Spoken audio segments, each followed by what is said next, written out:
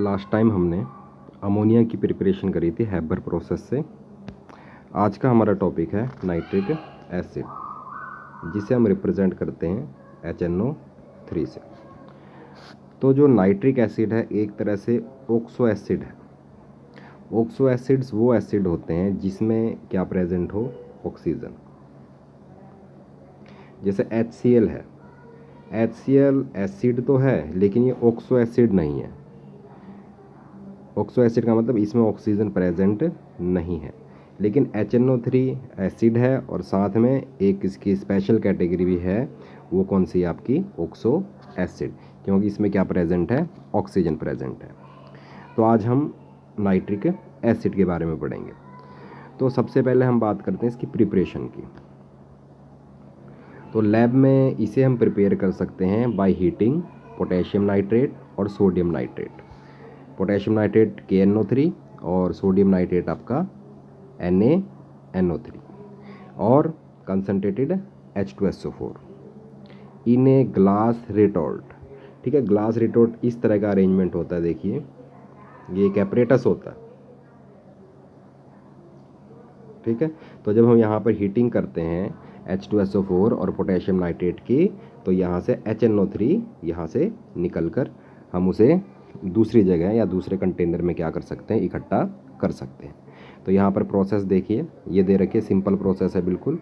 आपका sodium nitrate NaNO3 with H2SO4 और ये बनेगा आपका sodium hydrogen sulphate NaHSO4। Na आपका सोडियम है, H आपका हाइड्रोजन और SO4 आपका सल्फेट है, और ये क्या देगा आपको, HNO3। तो ये तो थी इसकी लैब प्रिपरेशन।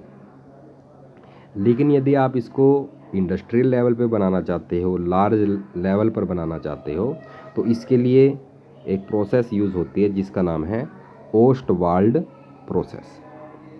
तो ये क्वेश्चन आ सकता है एक नंबर का कि जो HNO3 है उसकी प्रिपरेशन के लिए किस प्रोसेस का यूज़ किया जाता है, तो किसका प्रयोग किया जाता है, ओस्टवाल्ड प्रोसेस का। तो इसमें हम क्या करेंगे, कैटालिटिकल ऑक्सीडेशन ऑफ NH3। मतलब इस रिएक्शन में या फिर इस प्रोसेस में क्या चाहिए, एक तो चाहिए कैटालिस्ट, और होगी क्या प्रोसेस में, ऑक्सीडेशन होएगी, और किसकी ऑक्सीडेशन होएगी, NH3 की। ठीक है, तो ये अगर आपको याद है तो आप इसकी रिएक्शन भी आसानी से लिख सकते हैं। चलिए अब इसकी रिएक्शन पे आ जाते हैं। ये देखिए, ये अमोनिया है, इसकी हमें क्या करनी है, ऑक्सीडेशन। ऑक्सीडेशन के लिए क्या रिक्वायर्ड है, ऑक्सीजन O2। ठीक है, तो ये कहाँ से आया आपका, एयर से।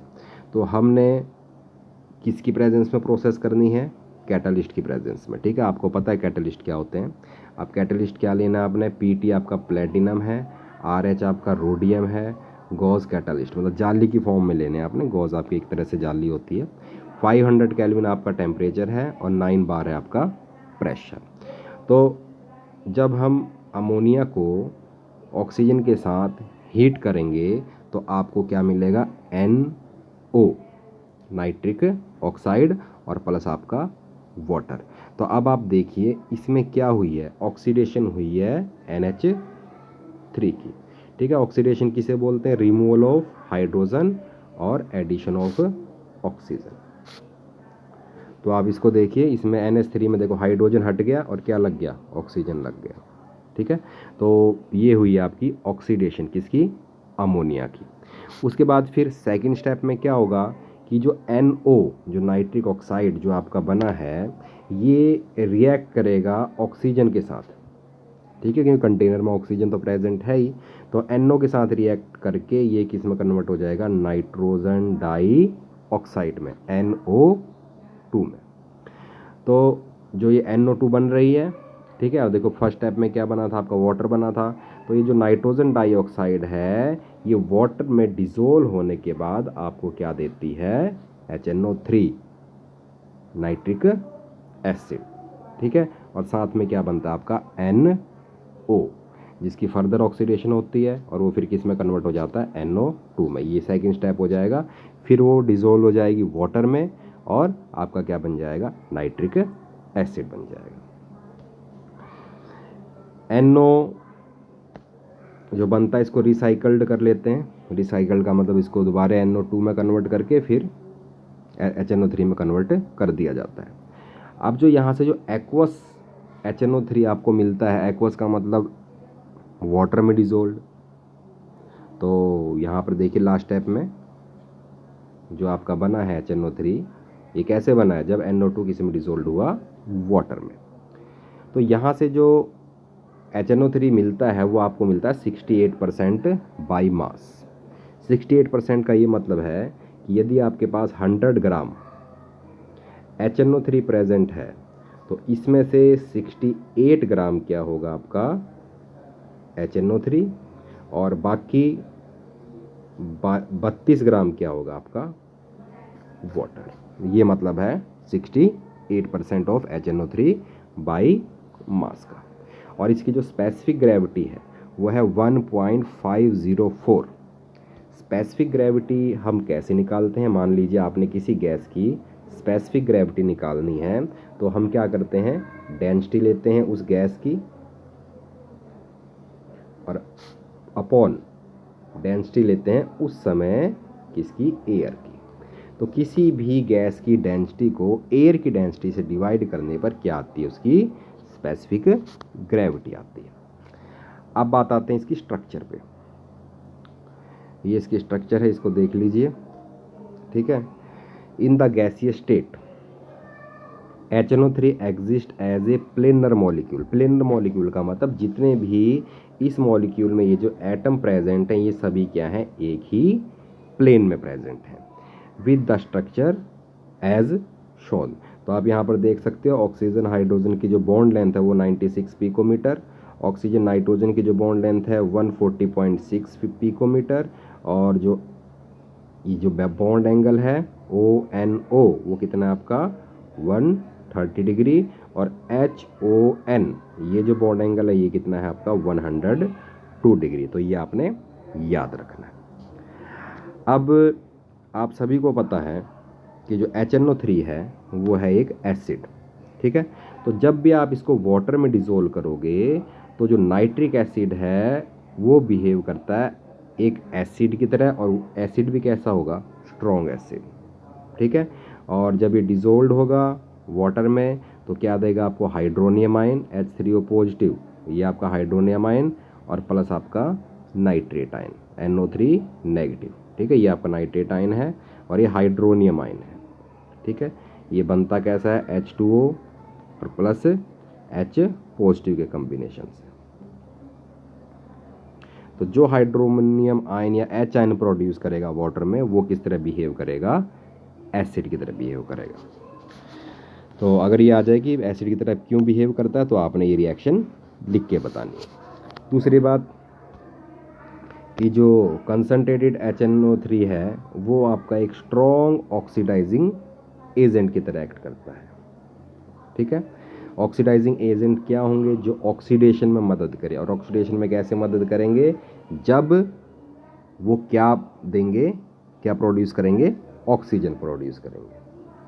ठीक है, और सभी मेटल के साथ ही रिएक्ट करते हैं except noble gases such as gold और प्लेटिनम, क्योंकि गोल्ड और प्लेटिनम की रिएक्टिविटी कैसी होती है? बहुत कम होती है।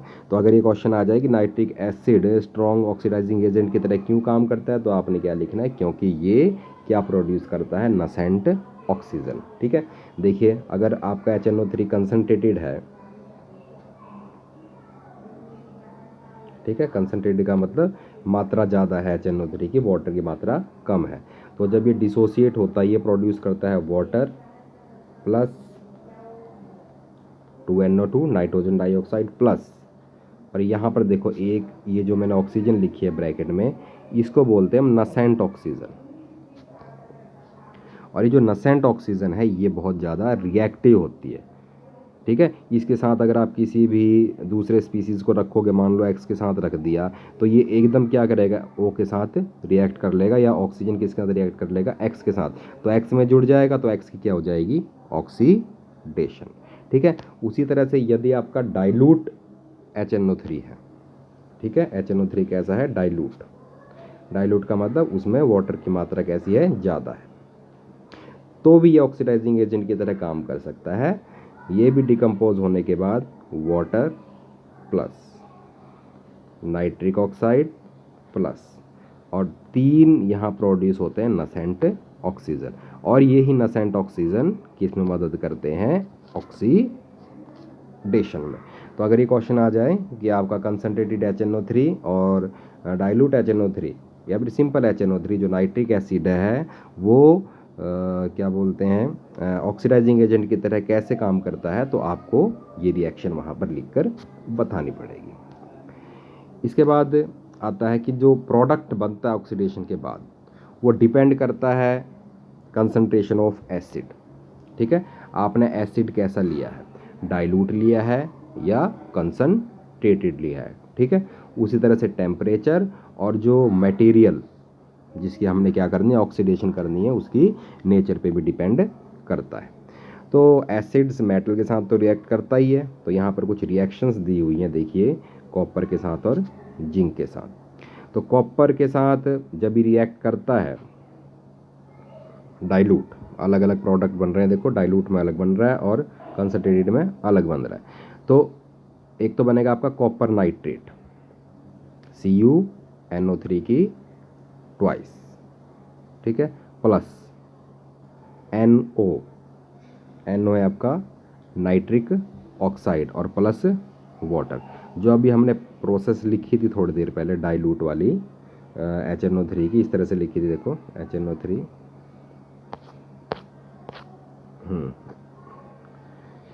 यहाँ पे लिखते हैं, नीचे लिख देते हैं HNO3 अगर आपका डाइल्यूट हो तो उसमें जो प्रोडक्ट बन रहा था वो था वाटर। अभी हमने इससे पहले जो रिएक्शंस लिखी थी प्लस 2NO प्लस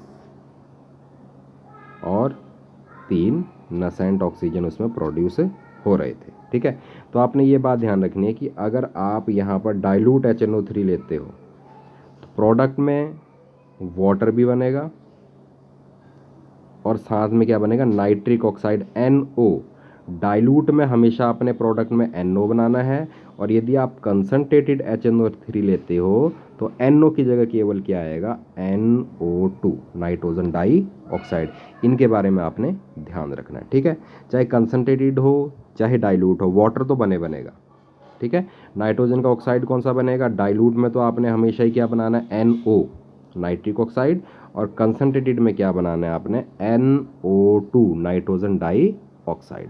और जो तीसरा बनेगा ये आपका मेन प्रोडक्ट बनेगा, ठीक है, जो कि ऑक्सीडेशन के बाद बना है। तो यहाँ पर अगर मैं कॉपर की बात करूँ तो देखिए कॉपर में जो मेन प्रोडक्ट बन रहा है कॉपर नाइट्रेट बन रहा है CuNO3 की ट्वाइस। ठीक है, प्रोडक्ट बनाना हो अपने Cu2 पॉजिटिव, कॉपर पे 2 पॉजिटिव होता है, और नाइट्रेट पे NO3 नेगेटिव। तो कॉपर नाइट्रेट का क्या फॉर्मूला बनेगा, NO3 को कॉपर के आयन से मल्टीप्लाई करो और कॉपर को NO3 नेगेटिव के आयन के चार्ज से मल्टीप्लाई करो, तो क्या बनेगा, CuNO3 की ट्वाइस। ओके, तो देखिए दोनों में यही प्रोडक्ट बन रहा है, वाटर दोनों में वाटर बनेगा। ठीक है, लेकिन ध्यान क्या रखना है, नाइट्रोजन अगर नाइट्रिक एसिड अगर आपने डाइल्यूट ले रखा है तो नाइट्रिक ऑक्साइड बनाना है, और अगर आपने कंसंट्रेटेड ले रखा है तो क्या बनाना है, नाइट्रोजन डाई ऑक्साइड। ये पॉइंट आपने याद रखना है। ठीक है, उस तरह से नेचर पे भी डिपेंड करेगा भाई क्या नेचर है आपके मेटल की। अब जिंक की रिएक्टिविटी देखिए, जो जिंक है आपका, जिंक डाइल्यूट नाइट्रिक एसिड के साथ रिएक्ट करके बनाता है N2O, ठीक है, डाइनाइट्रोजन ऑक्साइड, और कंसंट्रेटेड एसिड के साथ क्या बनाता है आपका NO2। ये हमने पहले ही कर लिया था स्टार्टिंग में। ठीक है, तो यहाँ पर देखिए ये प्रोडक्ट तो बनेगा नाइट्रेट, मेटल का नाइट्रेट बनेगा, जैसे कॉपर नाइट्रेट बना था वैसे जिंक नाइट्रेट बनेगा, ZnNO3 की ट्वाइस। Zn के ऊपर भी कितना चार्ज होता है, 2 पॉजिटिव। ठीक है, उससे से वाटर बनेगा दोनों में ही। ठीक है, अब कंसंट्रेटेड में तो क्या बनता था आपका NO2 नाइट्रोजन डाई ऑक्साइड, और लेकिन यहाँ पर जो डाइल्यूट है, जो हम पहले NO बना रहे थे वो NO नहीं बनेगा, वो बनेगा आपका N2O। ये मेटल की नेचर पे डिपेंड करता है कि क्या बनेगा आपका। ठीक है। Some metals like chromium or aluminum do not dissolve in concentrated nitric acid because of formation of passive film of oxide on their surface। तो क्रोमियम और एल्यूमिनियम ज़्यादा रिएक्ट नहीं करते HNO3 से। क्यों नहीं रिएक्ट करते? कि जब ये रिएक्शन करते हैं, जैसे मान लो एल्यूमिनियम है, ठीक है, जब ये HNO3 के साथ रिएक्शन करता है तो एल्यूमिनियम ऑक्साइड बनाता है, ठीक है। एल्यूमिनियम ऑक्साइड की क्या बन जाती है? इसके ऊपर एक पतली सी परत बन जाती है, फिल्म बन जाती है,